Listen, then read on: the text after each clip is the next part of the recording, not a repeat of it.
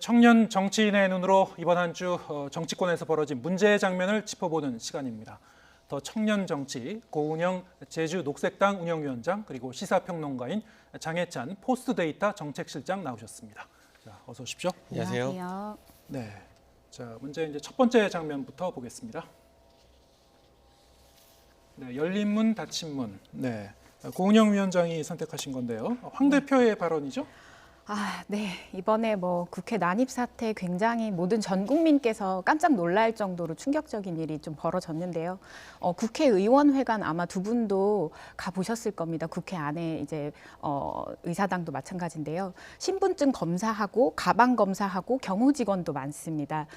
우리나라에서 유일한 입법부이기 때문에 사실 지나친 권위가 아닌가 싶다가도 충분히 국회의원들 한 명 한 명이 입법기관으로서 보호받아야 되기 때문에 충분히 납득을 해야 한다라고 늘 생각을 해왔습니다. 평범한 시민들은 정론관에서 국회의원 편의가 봐주지 않는다면 평범한 시민들은 기자회견 한번 제대로 할 수 없는 것이 지금 현실인데요. 그런데 이번에 출입증도 없이 수천 명이 난입해서 국회에서 집회 사태가 좀 벌어졌습니다. 그것도 자유한국당의 황교안 대표가 우리가 승리했습니다라고 이야기하는 어떤 이런 독려 발언도 이어졌었는데요.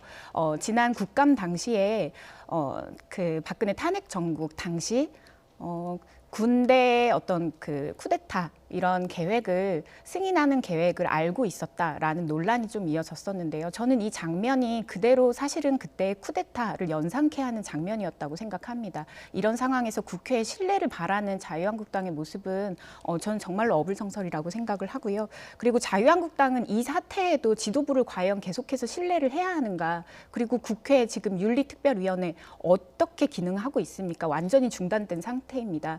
때문에 저는 이거 자유한국당뿐 아니라 민주당 포함해서 총체적인 난국이라고 생각하고 사법적으로 정치적으로 응징받아야 되는, 아주 심판받아야 되는 일을 이번에 벌이셨다고 생각합니다. 네, 뭐 이제 한국당 쪽에서는 또 이제 책임 공방이 좀 있었고요. 국회 쪽하고. 하지만 어쨌든 굉장히 좀 어수선한 상황이었던 거는 맞고, 특히 이제 황교안 대표의 이제 발언이라든가 당시의 상황이 이제 많이 TV를 통해서도 방영이 됐습니다만. 왜 저런 식으로 강경 투쟁을 계속하는 걸까에 대해서 좀 궁금해하는 사람들도 많을 것 같아요.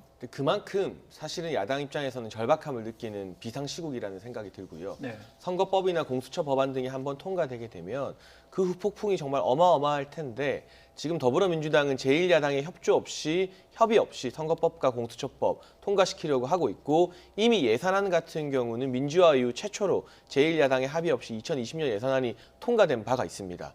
저 개인적으로는 국회 경내에서의 집회와 시위에 대해서는 반대합니다. 왜냐하면 불법이기 때문입니다.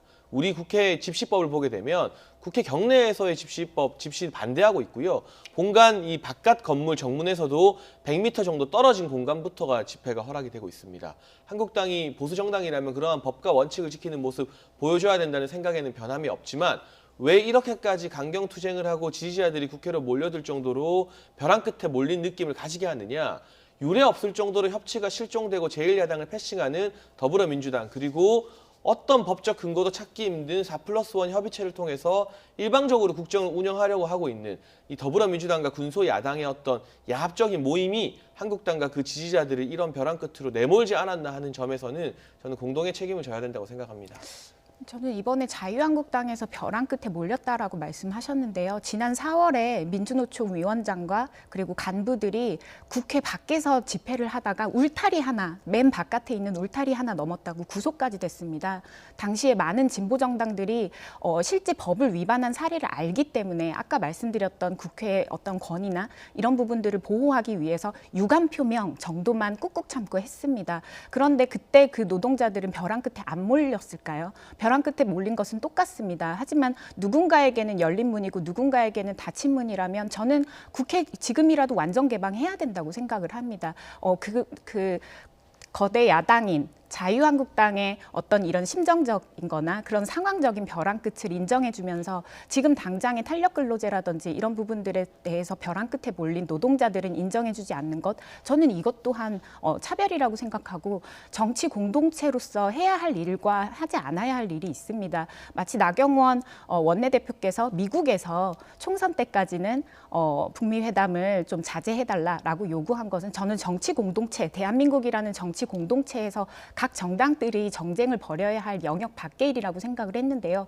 이번에도 마찬가지입니다. 국회라고 하는 정치 공동체 내에 지켜야 할 금도가 있고 그것을 이번에 자유한국당에서 크게 어기신 것 같습니다. 저는 민주노총과는 경우가 좀 다르다고 보는데 예. 그렇게 조직화된 운동단체와 그리고 이번에 국회에 대해서 들어가서 시위를 하신 분들이 과연 민주노총처럼 수직적인 조직체계 아래에서 누군가의 지시를 받고 들어가서 집회를 했느냐, 전혀 다른 부분이고요. 국회 경내 안에서 일정 부분 폭력행위나 소요가 있었다고 들었습니다. 그 부분에 대해서는 고소고발이나 경찰의 체증이 진행될 텐데 그런 일정 불법적인 부분을 저지른 분들은 법적인 책임을 당연히 받아야겠죠. 하지만 지휘부에 의해서 일사불란하게 조직적으로 국회를 진입하려 했던 것과 수많은 시민들이 자발적으로 이 선거법이나 패스트트랙에 반대하기 위해서 목소리를 낸 것을 동일선상에서 놓고 그 책임을 자유한국당 지도부가 마치 지시를 내린 것처럼 져야 된다고 보는 것은 좀 경우가 다르다고 보고요. 다만 황교안 대표가 우리가 승리했다, 국회에 들어온 것이 승리했다는 취지의 발언을 한 것은 역시나 법과 원칙을 존중해야 되는 보수정당 대표로서는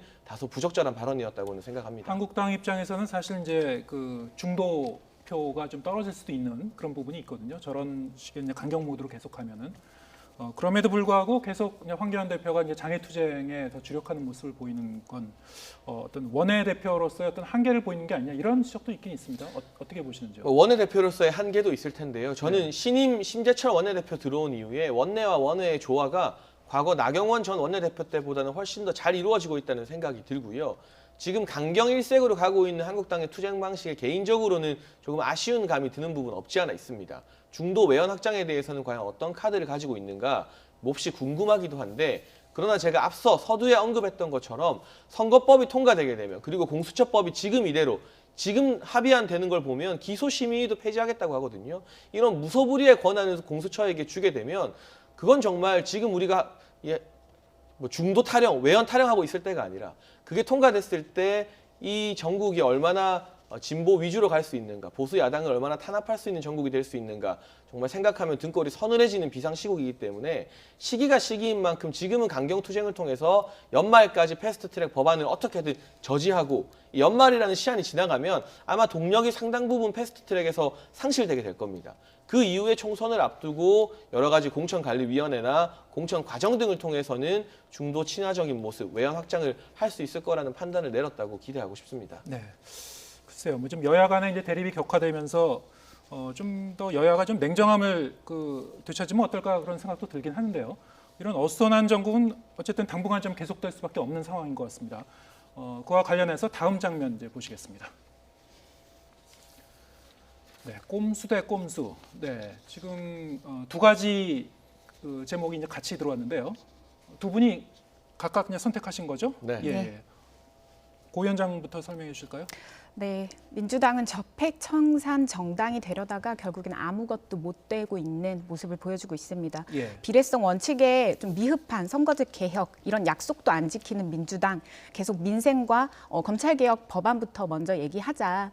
지금 진통을 겪고 있는 선거제도 이 부분에 대해서는 오히려 두 번째 문제로 이렇게 내팽개치는 모습을 보이고 있는데요. 그리고 또 비례한국당 만들겠다면서 편법, 사실상 편법과 많은 선거법 위반이 예상이 됩니다. 실제 가능한 아니라고 생각도 안 되고요. 이런 것들 헛된 구호를 내세우는 지금의 한국당 모두 꼼수, 편법 이런 것들로 서로 정쟁을 하고 있는 것이 아닌가라고 좀 강하게 이야기를 하고 싶습니다. 네.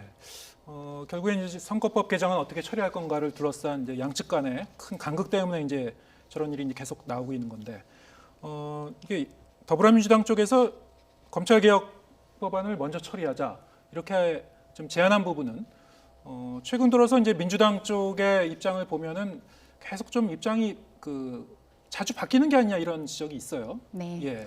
맞습니다. 의원총회도 계속해서 소집하고 그때마다 입장이 계속 바뀌고 있습니다. 사실상 협상이 난항을 겪고 있다라기보다 민주당 내부의 기득권을 스스로 내려놓고 있지 못하고 타협점을 찾고 있지 못하다. 그 와중에 검찰 개혁이라고 하는 본인들이 하고 싶은 일 그리고 국민들의 눈치를 보면서 민생법안과 함께 패키지로 두 개를 다루겠다라고 하는 꼼수를 내세우고 있는 건데요.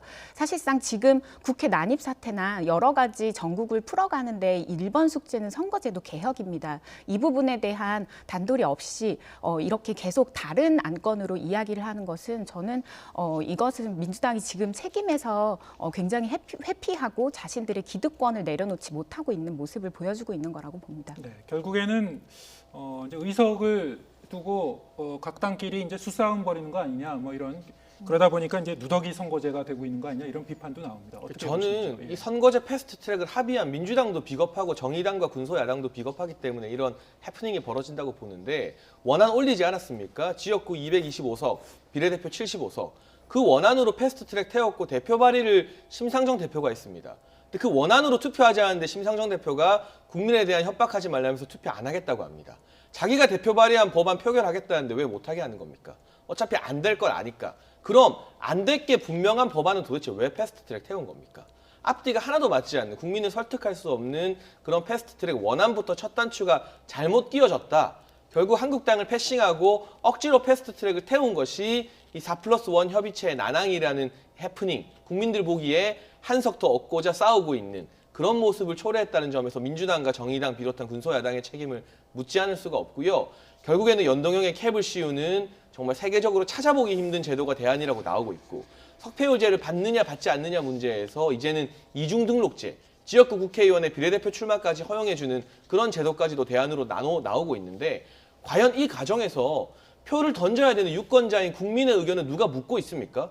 이걸 가지고 제대로 된 국민투표 한 적 있나요? 우리가 무상급식 할 때 서울시 같은 경우 국민투표 했었잖아요. 주민투표. 근데 선거제 바꾸는 건 무상급식과 비교도 안 될 정도로 훨씬 중요한 나라의 미래를 바꾸는 일인데 왜 이 안에 대해서 본인들만 제1야당 딱 떼놓고 왈가왈부하고 있지 국민투표 제대로 할 용기가 있을까요? 이분들에게. 왔다 갔다 250석이랬다가 275석이랬다가 연동형에 30석을 씌운댔다가 25석을 씌운댔다가 이런 모습들이 국민들 눈에는 미래를 위한 개혁으로 보일지 아니면 본인들 정파가 한 석이라도 더 유리하게 얻기 위한 당파적 밥그릇 싸움으로 보일지 후자일 게 너무나 명백해 보입니다. 지금 이제 핵심 쟁점이 이제 석패율제가 됐는데 석패율제에 대해서는 두 분 의견은 어떠신지요? 중앙선관위가 권고를 했었던 아닌 만큼 전 지금 21대 국회 준비하는 과정에서 충분히 검토가 될 수 있는 부분이라고 생각합니다. 다만 변형된 이중등록제라든지 여러 가지 타협의 과정에서 변형된 것에 대해서 경계를 분명히 해야 될 것 같습니다. 그리고 말씀하신 부분에 대해서 저도 사실은 원안대로 됐으면 좋겠습니다. 그게 가장 이 국회가 정화되고 더 나은 정치를 보여줄 수 있는 원안이기 때문입니다. 하지만 고등학교 무상교육 지금 안건이 처리되고 있는 그 과정에서 사실 한 개 학년부터 먼저 시작한다. 이거에 대해서 자유한국당이 무상교육에 대해서는 절대적으로 반대를 했던 당론을 위배하고 전체 학년 모두 다 해야 된다라고 사실상 파투를 놓으려고 하는 이런 모습들을 이전에 계속 보여줬는데요. 전 선거제도 개혁도 마찬가지의 모습을 자유한국당이 계속 이야기하고 있고 실장님께서도 그런 이야기를 하신다고 생각을 합니다.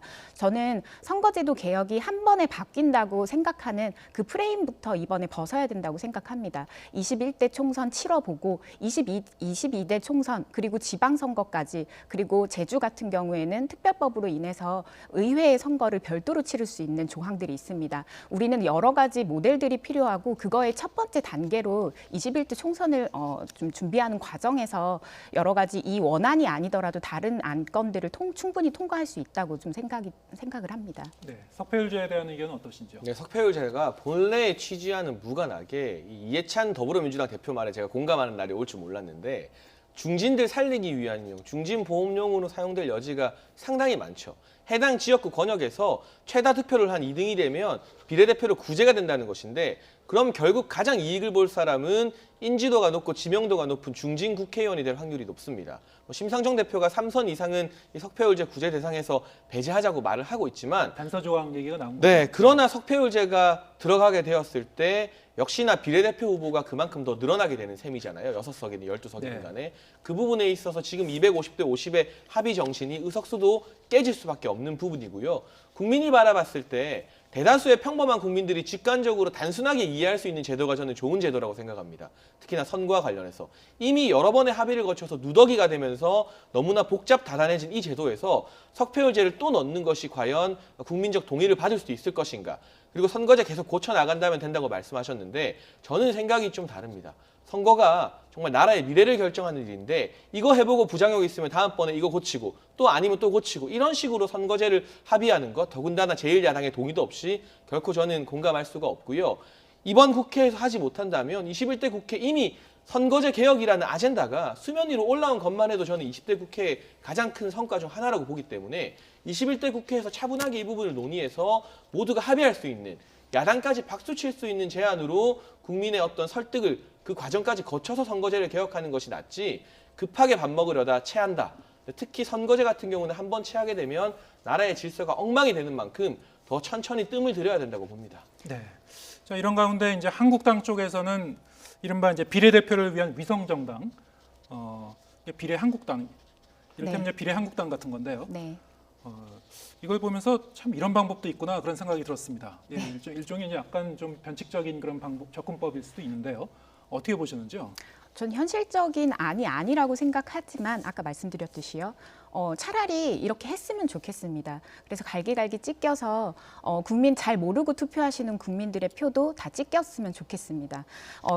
지금 제가 가능한 안이 아니라고 말씀드렸던 여러 가지 이유가 있습니다. 지금 이렇게 공고한 황교안 대표 체제, 그러면 이원화해서 당의 지도부를 2개를 둘 건가요? 공천은 누가 주나요? 그리고 정당 보조금, 비례한국당이라고 하는 신생 정당이 나온다고 하면 정당 보조금 받을 수 없습니다. 선거 비용은 또 어떻게 치를 겁니까? 여러 가지 현실적인 문제가 있고 또 비례한국당이 의석수를 얻는다고 하면 그것 또한 마찬가지로 자기 살림 차리지 통합되지 않을 겁니다. 저는 여러 가지 안에서 헛된 구호를 이야기하고 있다. 오히려 이렇게 협박을 하고 있다 생각이 들고 군소 정당들 그리고 아주 작은 정당들 선거 정당들이 난립한다. 이런 것들 때문에 선거제도 개혁되면 안 된다라는 이야기를 하고 있지만 자유한국당이 그 반칙을 스스로 쓰면서 선거제도 개혁에 대해서 이렇게 파투를 놓고 있는 것에 대해서 매우 유감입니다. 네, 글쎄요, 뭐 이제 이 방법이 이제 실효성이 실제적으로 있을지는 잘 모르겠습니다만 어떻게 보시는지요? 저는 실효성이 있다고 보고요. 네. 꼼수지만 동시에 신의 한 수라고 생각합니다. 예. 심재철 원내대표의 굿 아이디어라고 생각을 하는데 자유한국당은 애시당초 선거제 개혁에 찬성한 적이 한 번도 없어요. 그렇기 때문에 명분적으로 이 선거제를 무효화시키기 위해서 비례한국당을 만드는 게 앞뒤 논리에 위배가 안 되는 겁니다. 더불어민주당은 비례민주당 못 만들죠. 왜냐하면 선거제 개혁의 취지에 동의했었기 때문에 비례민주당을 만들면 나머지 정의당이나 민주평화당 등과의 공조를 깨트리게 되는 셈이고요. 결국 한국당은 처음부터 줄기차게 선거제 연동형을 반대했었기 때문에 이러한 명분을 취할 수 있는 것이고 실제로 비례한국당이 탄생하게 되면 그래서 이 보수 정당이 평소 가져왔던 한 35%의 정당 지지율을 득표하게 된다면 지역구 0석의 정당 지지율 30% 넘어가게 되면요. 연동형 비례제에서의 의석 대부분 또 비례한국당 목으로 돌아가게 될 겁니다. 이 리스크가 상존하는 한 더불어민주당이 이제 나머지 야당 4곳과 협의할 때 머리가 상당히 복잡해지는 거죠. 이 야당의 의견을 받아들여서 군소 야당들의 의견 받아들여서 연동형 하자니 비례한국당 나오는 게 무섭고 그렇다고 이 선거제를 업자니 뭐 검경 수사권 조정이나 공수처법도 통과가 안 될 것 같고 더불어민주당 입장에서는 진퇴양난에 빠지게 된 것 같은데요.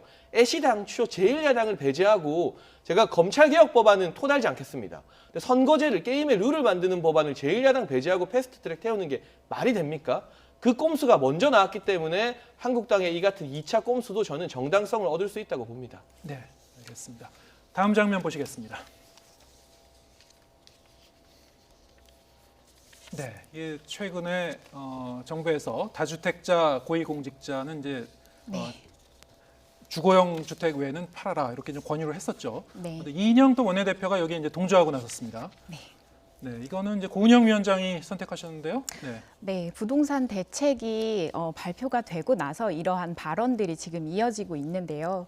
사실상 제가 아까 전에 헛된 구호다라고 이야기를 했는데 근본적인 대책 그리고 실제 어떤 무주택자들이나 세입자들이 정치 가능한 구조를 먼저 정당 내 그리고 선거제도 개혁을 통해서 대외적으로 바꾸지 않고 무조건적으로 1가구 1주택 이것을 이야기하는 것은 거의 뭐 캠페인성에 가까운 가까운 것이다. 오히려 일평생 일해서 아파트 하나 겨우 장만하는 서민들을 오히려 우롱하는 조롱하는 형태의 이런 그 조심성 없는 발언이 아닌가라는 생각을 좀 합니다. 기존에 근데 이 소위 주택 정책을 위반하는 정책 결정자들이 다주택 특히 이제 이 고가 아파트 같은 것을 강남에 많이 갖고 있고요. 그러면은 이 사람들이 사심을 갖고 정책을 결정하지 않겠느냐라는 이제 우려가 있긴 있었어요. 그런 그 연장선상에서 보면은 또 연결되는 지점도 있는 것 같기도 하고요. 어떻게 보시는지. 그런데요, 이렇게 이 노노 2주택 나와서 네. 그 고위공직자들이 강남집 팔까요? 안 팝니다. 다 세종시에 있는 집 처분하겠다고 나오고 있습니다. 예. 지금 발표된 걸로는. 문제는 강남집인데 강남집은 안 팔고 세종시나 다른 경기도에 있는 집 처분하겠다고 하고 있어요. 그리고 지금 부동산 폭증의 주요 원인이 뭡니까? 부동산 뉴스 하면 많이들 들어보셨을 텐데 똘똘한 한 채입니다. 다주택자가 지금 부동산 폭증을 이끄는 것이 아니라 똘똘한 한 채 현상으로 강남, 마용성 같은 이 고급 입지 지구에 부동산 자금이 몰리면서 서울 부동산이 뜨고 있는 겁니다. 결국 1주택 해봤자 이분들이 세종시나 다른 경기도 수도권의 집 처분하고 그 여력으로 강남집 들어가시고 이 마포, 용산, 성동에 있는 집 그대로 갖고 계시면 성수에 있는 집 그대로 갖고 계시면 본질적인 서울 부동산의 폭증이라는 문제 해결과는 아무 관련이 없는 국민들에게 눈요기식으로 보여주기 정책밖에 안 되는 거예요. 그리고 최근 정부에서 발표한 15억 이상의 주택자금 대출 전면 금지나 이런 여러 가지 다주택자들의 보유세를 높이는 압박 전략이 네. 결국에는 똘똘한 한 채 전략이 되어서 오히려 강남 집값을 더 띄울 수 있다는 전문가 분석도 나오고 있습니다. 네. 참 아이러니하게도 임기 전반기의 부동산 시세, 서울 부동산 시세 상승률을 보면 노무현 정부 19%였고요. 문재인 정부 21%였습니다. 반면 이명박 정부와 박근혜 정부는 각각 2%, 3% 정도였어요. KB 국민은행 시세 기준입니다.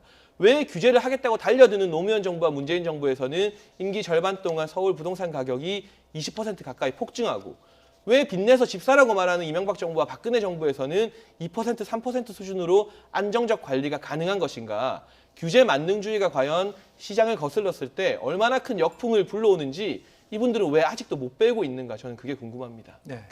사실 이제 고위공직자들의 이제 재산 공개 내용을 보면은 뭐 강남이나 서울시의 이제 노른자위 지역에 아파트를 갖고 있는 경우에 한 채만 갖고 있는 게 아니고요.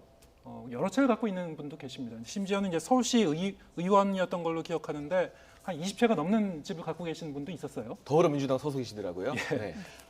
이게 만약에 이제 그 사회적으로 어떻게 좀 그 확산이 돼서 파급 효과를 가지느냐 이런 게 이제 관건이긴 할 것 같은데요.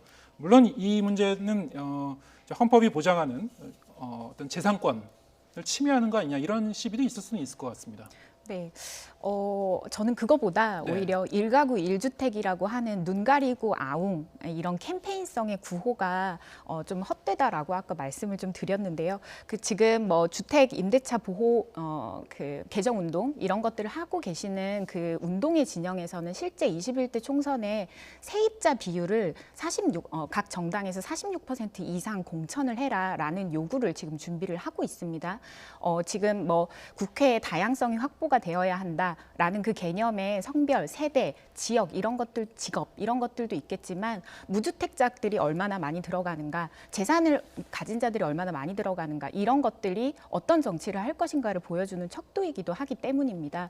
저는 한 개 주택만 보유하고 나머지 재산을 처분한다고 해서 그 많은 재산을 가지고 있는 분들이 한 개 주택을 가지고 있거나 무주택자들을 위한 정책을 펼 거라고 기대하지는 않습니다. 때문에 눈 가리고 아웅이다라는 이야기를 하는 것이고요. 그 정말 평범한 청년들이나 가진 것 없는 사람들, 무주택자들도 정치를 할 수 있는 이런 공천 제도에 대한 어떤 기탁금 제도 이런 것들에 대한 개혁이 지금 필요하고 그것을 민주당이 정당으로서 정치적으로 해결을 해야 하는 것이지 이렇게 국민들에게 1가구 1주택 이런 형태로 말하는 것은 헛된 구호고 정치인의 약속이 아니다라는 생각을 합니다. 지금 당장 도시계획법 개정해서 공공주택 공공임대주택 확보하고 보급하는 것 지금 정권에서 충분히 할 수 있습니다. 때문에 지금 할 수 있는 일을 하시기를 좀 제언을 드리고 싶습니다. 네, 최근에 이제 정부가 18번째 부동산 대책을 내놨죠. 상당히 이제 고강도 처방이라는 게 평가를 받았는데 두 분은 어떻게 보셨는지요? 저는 약간 보합하다가 결국에는 강남과 같은 이 상급지의 가격이 오히려 더 오르게 될 것이다. 그 근거에 대해서는 아까 설명을 드렸었고요. 본질적으로 정부 고위공직자들이 다주택자인 거 바람직한 현상 아니죠. 해소하는 분위기가 되고 우리 사회에서 이 다주택자들 보유세 부담 늘어나는 것도 찬성을 합니다. 그런데 원점으로 돌아가서 이 문재인 정부의 부동산 정책 그랜드 디자인한 사람이 누굽니까? 참여정부 때부터 부동산 정책 총괄했던 김수현 전 정책실장 아닙니까? 이분이 보유한 과천 아파트가 2년 반 만에 시세가 무려 10억이 넘게 올랐습니다. 그리고 국민 모두가 강남에서 살 필요 없다. 내가 살아보니 알겠다는 망언을 하셨던 장하성 전 정책실장의 잠실 아파트도 2년 반 사이에 시세가 10억이 넘게 올랐습니다. 부동산 정책과 경제 정책을 총괄했던 두 분이 보유한 아파트가 2년 반 만에 무려 10억이 오르는 현상을 보면서 청년들이 이 나라에 대해서 무슨 희망을 갖고 무슨 내 집 마련의 꿈을 가지며 문재인 정부의 부동산 정책에 대해서 신뢰할 수 있겠습니까? 이 상황에 대통령이 국민과의 대화에 나와서 우리가 부동산 정책은 자신 있다, 잘하고 있다고 말씀하시는 것, 저는 참모들이 거짓 보고를 올리거나 문재인 대통령이 현실을 몰라도 너무 모른다고 생각하는데요. 가장 먼저 하셔야 될 일은 부동산을 이 지경으로 만들고 본인들의 아파트는 10억 넘게 오르도록 방치하신 김수현 전 정책실장, 장하성 주중대사 가장 강력한 방법으로 정치적 문책하고 넘어가는 것, 책임을 지우지 않고서는 한번 실망해버린 이 정부의 부동산 정책에 실망해버린 청년들의 마음 다시 사로잡기는 불가능할 거라는 조언을 드리고 싶습니다. 네. 저는 다른 축을 사실 지적을 하고 싶습니다. 말씀하신 부분에 일면 저도 동의를 하는데 중요한 지점을 저는 지금 어떤 언론도 이야기하고 있지 않다고 생각합니다. 이 정부 들어서 전 국토가 예비 타당성 조사 면제돼서 토건 개발 광범위하게 이루어지고 있고 GTX, 신도시 개발, 제주 제2공항 이런 대규모 토건 개발 사업들이 사실상 경기 부양의 도구로 쓰여지고 있습니다. 그리고 그 실물 경제가 돌아가지 않고 그 모든 자금들, 자본들은 사실상 부동산 시장, 부동산을 높이는데 들어간다는 걸 우리 사회가 다 모두가 민주당도 한국당도 모든 이 사회가 암묵적으로 사실 다 알고 있으면서도 지적하지 않는다고 생각합니다. 이 정부 들어서 전 국토가 똑같이 개발되고 있고 이것이 계속해서 부동산 가격을 상승시키는데 계속해서 일조를 크게 하고 있다는 점도 이번 부동산 대책, 핀셋으로 규제하는 이번 부동산 대책에서 간과된 이런 부분이라는 점을 다시 한번 좀 말씀드리고 싶고요. 예를 들어 3주택 이상 그리고 한편으로는 3주택 이상 보유한 사람 이런 분들에게는 주택을 환수하되 그 영역에 대해서는 주택연금으로 보조를 지급을 하고 그 환수된 주택에 대해서 전 청년들을 위한 공공임대주택 이런 사업들 충분히 할 수 있다고 생각을 합니다. 그것이 인센티브 정책을 포함한 어떤 이런 방향이라고도 생각이 좀 드는데요. 이런 다양한 상상과 소유에서 공유로 바뀌는 이런 국면들을 이번 정권에서 좀 마중물을 통해서 정책을 펴주시기를 좀 바랍니다. 예, 알겠습니다. 자, 마지막 장면 보시겠습니다. 네, 조대엽 교수가 대통령 직속의 정책자문위원회 이제 위원장으로 발탁이 됐는데요. 이거는 지금 장 실장님이 선택하신 거죠? 네, 뭐 차관급 정책기원회 위원장이 됐는데 네. 이분이 문재인 정부 초대 고용노동부 장관으로 지명됐다가 32일 만에 자진 사퇴했어요. 그 원인이 무엇이냐? 음주운전 전력이 있었고요. 음주운전을 해명하는 과정에서 본인들이 고려대 출교생들 위로하는 술자리 가졌다 했는데 정작 그 학생들은 술자리 간 적 없다 했습니다. 거짓 해명 논란이 있었고 불법 사회이사 겸임이 있었고요. 임금 체불 논란 등이 잇따랐습니다. 어느 하나 명쾌하게 해명하지 못하고 32일 만에 불명예스럽게 자진 사퇴했습니다. 그런 많은 문제가 있었던 분을 다시금 국가기획정책위원장이라는 중책에 임명한 것. 문재인 대통령 정말 자기 사람 알뜰하게 챙기시는구나.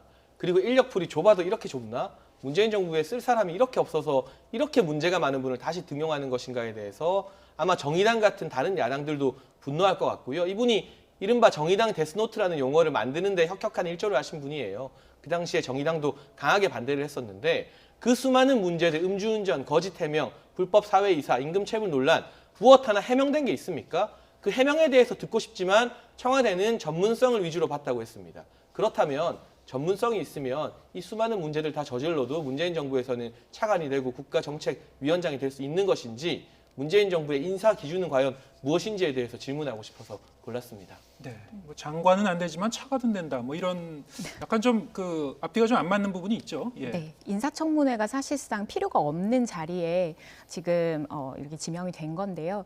제가 이 코너에서 조국 사태 이후에 이 정권이 능력 있는 정권, 약속 지키는 정권이 되기 위해서 100대 국정과제 지금이라도 살펴보고 이행 빨리 해야 된다라고 이야기한 바가 있습니다. 지금이라도 그 100대 과제를 점검하는 이 위원회 자리를 좀 개혁하겠다라는 것에는 동의하지만 전문성 이외에 꼭 이분이 되어야 하는 그 이유에 대해서 청와대가 좀 더 명확히 밝혔어야 된다고 생각합니다. 그렇지 않다면 지금 말씀하신 제 식구 챙기기 이 논란에서 벗어날 수 없을 거라고 생각하고요. 문재인 정권뿐 아니죠. 지금 역대 정권 거의 대부분 사실상 본인들의 진영, 그 진영 안에서 계속해서 회전문 인사했던 것은 고질적인 문제였습니다. 저는 이참에 정의 단계, 녹색 단계, 다른 정당들, 군소 정당들에도 정말 좋은 연구자들, 좋은 어떤 정책 연구자들이 있습니다. 이런 부분으로 좀 더 과감한 인사를 수용하는 것은 어떤가 좀 제언을 드리고 싶습니다. 예, 알겠습니다. 오늘 여기까지 듣겠습니다.